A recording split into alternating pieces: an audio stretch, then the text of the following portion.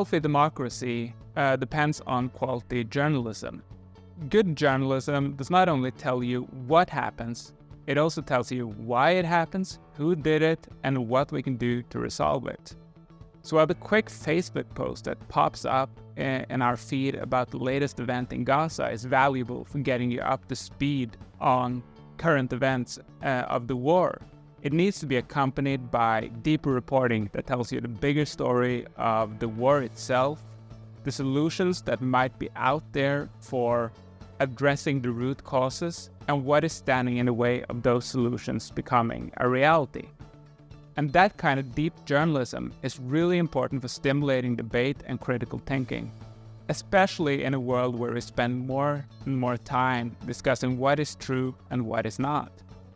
Debate and critical thinking, which is precisely what that kind of journalism stimulates, is exactly what citizens need to engage with pressing issues like climate change, wars, and the rise of a liberal democracy.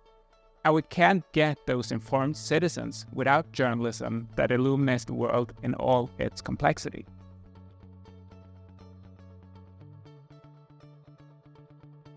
There are three core challenges that face journalists working today.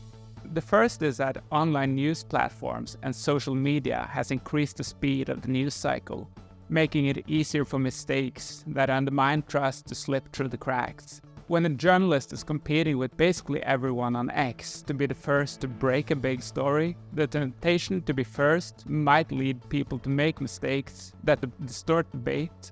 And the second threat is demagogues like Trump using the press as a convenient enemy, undermining their voters' trust in journalists as truth seekers.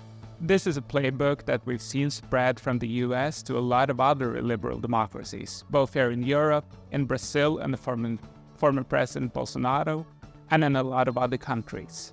A real threat is this broader culture of politicians talking about the truth as something that isn't really that important. And that kind of talk doesn't just undermine trust in the media. It also makes it more difficult to trust scientists, public health experts, and so on in times of crises. And we saw, how many people used legitimate disagreements about the science behind COVID-19 to cause confusion.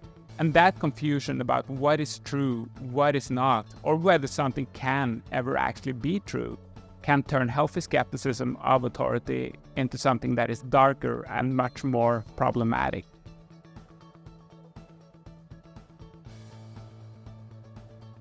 We always need to balance free speech against the demands of all truthful public debate. And that's why prohibiting fake news and the platforms that spread those fake news may not be the best choice.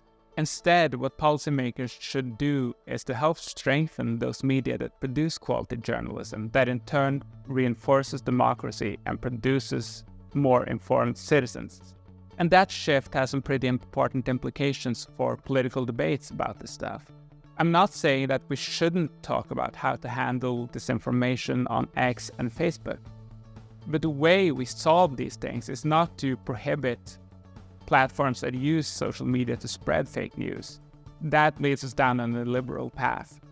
A better way to go for politicians that want liberal solutions to these issues would instead be to strengthen European newspapers and TV stations all over the Union. Those are the ones that are the best positioned to take the fight to fake news providers by being a solid alternative accessible to most people.